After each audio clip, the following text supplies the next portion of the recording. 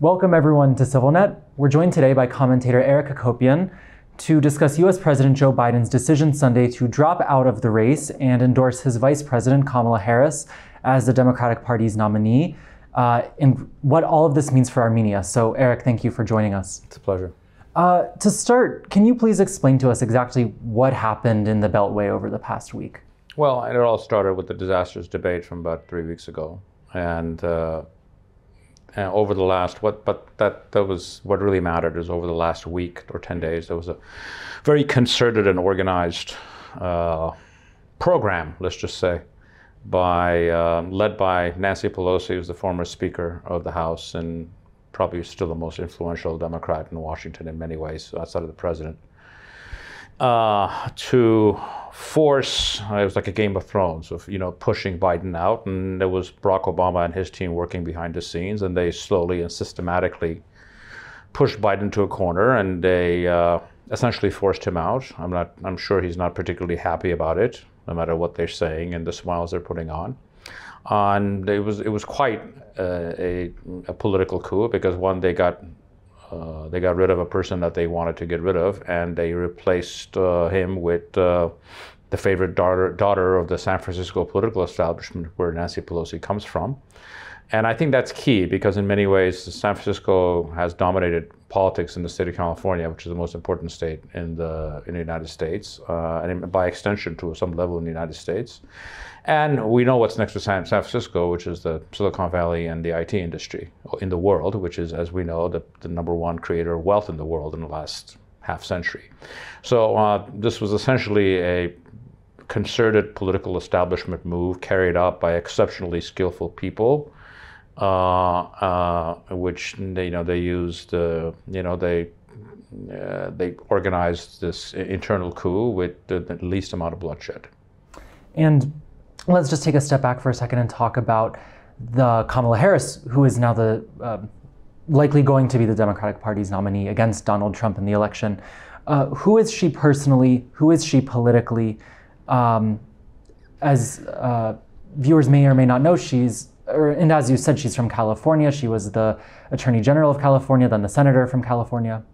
Well, she's actually a very unique story, which in some ways actually become the modern American story. She's the daughter of 2 Stanford professors. Her mother was Indian from India, and her father was from Jamaica. So she grew up as the daughter of Stanford professors. So she grew up in a way privileged out of that academic world in the Bay Area. So, and then she slowly worked her way up through the San Francisco political system, and in California. She was district attorney, then became Attorney General of California, then became the senator from California. And eventually, because of promises that Biden had made about selecting a black running mate, she was a very small field. She ended up being that chosen person. So she's someone who is, there's a lot of profile in her.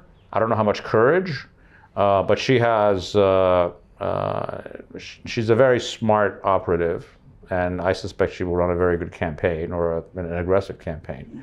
So that's really her story. As far as what she's accomplished in politics, she's actually risen very fast, very quickly. So there's really not much of a record to speak of.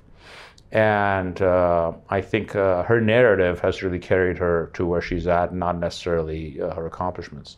And what can you tell us about her relations with the American Armenian community in California? Well, I mean, if you, the one good thing about her candidacy is if you're any kind of an elected official from either party and you come from California, you already have a relationship. The advantage is you have a relationship on some level with the Armenian community or Armenian community members.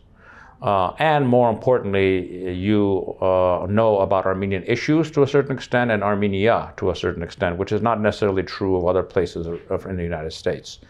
There's no learning curve there. So on that level, she has her advantages, but we can go back to the fall of 2020, and I do not know of a single action that she took during the invasion of Artsakh in the first war. in the 2020 war. And so she certainly didn't act on the fact that she represents the largest amount of Armenians in the world, in the United States, in California. So I think she's certainly someone who's not negatively disposed to the community. I just don't know to what extent she's disposed. She had a relationship that was positive. And she has, obviously, as vice president, what she could do is limited because she essentially follows the lead of her political leader, in this case, the president. So let's get to the question that's really on everyone's mind here in Armenia, which is, what does all of this mean for Armenia and for US policy toward Armenia? Do you see any difference, substantive policy difference, between potentially a Harris administration and a Biden administration and against a Trump administration? I expect if she is elected, her policies to Armenia would be very much in line with the Biden administration's policy in Armenia, which is to be pro-Armenia, help Armenia strengthen continued relationships with the United States and deepen them without necessarily acting against the regime in Baku. I think that's the qualifier, because Biden has never really acted against the regime in Baku. What they've done is on paper or in some ways positives for Armenia over the last year or two, but nothing against the other regime, even in the midst of ethnic cleansing and war crimes that we've all seen and known about, which they refuse to do anything about. So I think she'll be a continuation of what we have right now, which for many people in officialdom in Armenia might be good enough.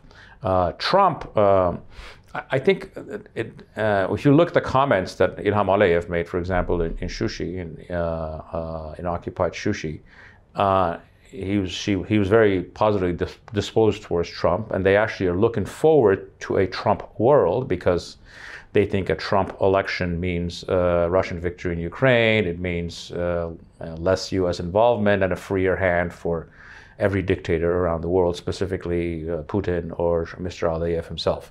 So I think, but that has really little to do with Trump, the man himself. It is not like Trump has policies that are necessarily against Armenia. That's really not the issue. It's the environment that's created that opens up the door for hostilities and aggression at a time where we don't need it. So I think Trump is more of an open book because Trump could actually end up being more favorable than he was in the first term. Or actually much more attentive. And there's a lot more people from the U.S. conservative movement or from the religious movement that are active on Armenia issues today. So it's a different kind of field than it was then. But I think overall, if you were a betting person, it's a safer bet. A Harris victory would mean more of the same that we know, rather than the uncertainties that come from a Trump victory. And the sort of signal that a Trump victory sends to the Ilham Aliyevs of the world. And again, this has much more to do with the signal that's sent than necessarily policy itself. And I don't want to put words in your mouth, but let me frame it this way. I want to see what you think. Under Trump, we had the 2020 Nagorno-Karabakh war. Under Biden, we had the 2023 ethnic cleansing. So it's not necessarily that either one is, either Democrats or Republicans, I should say, are necessarily super pro-Armenia. It's a matter of Democrats bringing some sort of stability and predictability versus another Trump administration, which could be more unpredictable. Yes, I think it's more a question of, it's really not about partisans, it's about political establishment. The political establishment today in the United States is more favorably disposed towards Armenia than it's ever been in history. And that has to do, not much to do with partisanship. It has to do with the fact that Armenia has made a pivot to the West, and this is the hand's been put out, and the U.S. has grasped that hand. So anything establishment of both parties are favorable to that. But what you have in America is the same kind of political, so the breaking up of the elite consensus or the vital center. And politics is polarized between, the populists on either side, mostly from the right, and the political establishment that actually covers both parties. So Armenia has a better chance with the political establishment because of changes that have happened in the last 2 years than to roll the dice with the populist option, which could be good or it could be disastrous or it could be just more of the same. It's really interesting. Thank you for that perspective. I want to end with a more somber note, which is the threat of political violence in the United States. Of course, we saw recently the attempted assassination of Trump, January 6th, let's not forget. Do you share fears of political violence during the election? And maybe you can talk a bit about what kind of signal that sends to Armenia and to countries around the world. We're almost certain to have political violence after this election. I'm not sure if we'll have it during the election. If this election ends in a victory for Kamala Harris, and Trump will almost certainly not accept that defeat, that will lead to violence. It might lead to mass violence, but there will be a certain category of people who will act out. And if Trump wins, you can have the same in other forms. So I think we are entering an era, unfortunately, in which political violence in the United States is going to become more normalized. And we saw it 4 years ago, in which for the first time in US history, someone who had lost an election refused to concede, and what that led to. So I'm afraid that's the era that we're entering. And it is, again, part of the greater fraying of, it's two things. It's democracy that's under attack everywhere. But that democracy that's under attack everywhere is underlined by elites in every country that have actually failed most of the population of those countries. So you can't really blame people for being angry, because the elites are the primary cause of this, the road to violence that we see. But I fear that violence is almost certain, regardless of the outcome. And we can only hope that it'll be limited in nature and not lead to anything more than that. Well, Eric, it's a lot of food for thought. Thank you for stopping by. We appreciate it. And thank you for joining us on CivilNet.